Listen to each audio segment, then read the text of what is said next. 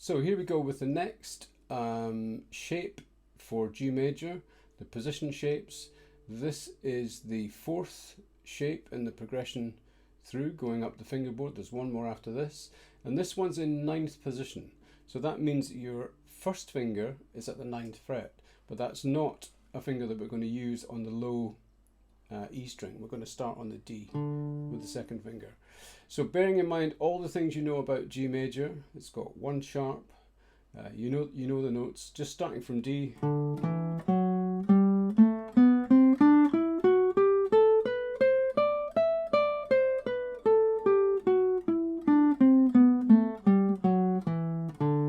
And you'll notice that there's an inbuilt kind of position shift in the scale.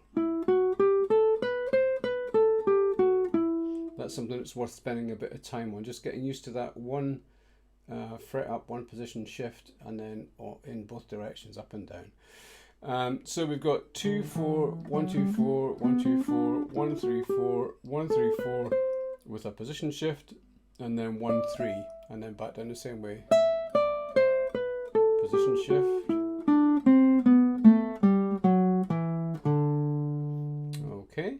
And then once you've got comfortable with the mechanics of that, with the physicality of it, then you can add in the metronome and just, whatever you want to do, whether you want to go 1 2 3 4, etc., that's fine, or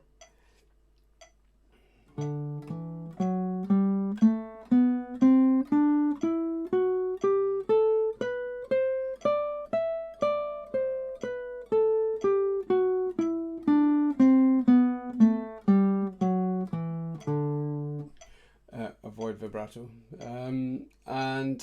This particular shape also works quite well with triplets. Da ga da da ga da da ga da da, like that.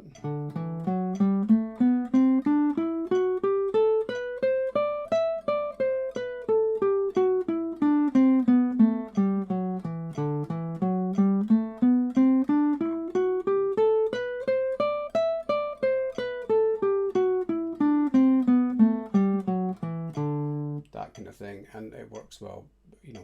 You can just make patterns up, exercises up, that kind of thing. One interesting thing to note about this shape, and it's something you should try and tie together with all the shapes. If you look at what you play on the 5th string and the 4th string, 1 2 4 1 2 4, you'll notice that that's the same from another shape. This is one of the ways you can kind of start tying together all your ways of looking at how the fingerboard works. And similarly, obviously down in 5th position, there's no position change, but it is just the same finger pattern, 4 3 1 4 3 1. So kind of look at all these things and try and get as much of a picture of how this is kind of working and how the guitar is working. Look at where your octaves are and stuff like that. And so that's just about the the end of this process of finding out about these shapes. So this is G major in 9th position, but starting with the 2nd finger. If you want to, you can also be aware that if you stretch your first finger back into a stretch finger, and you can get back to the C as well. That might come in handy if you're doing a semi-quavered rhythm and you want to kind of just keep going round.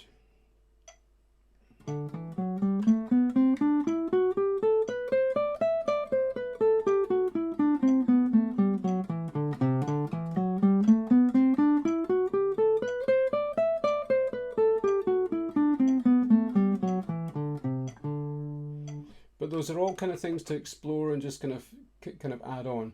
I think just working on the basic shape for now would be enough. Next video is the final shape of the 5, so we're really kind of really getting there.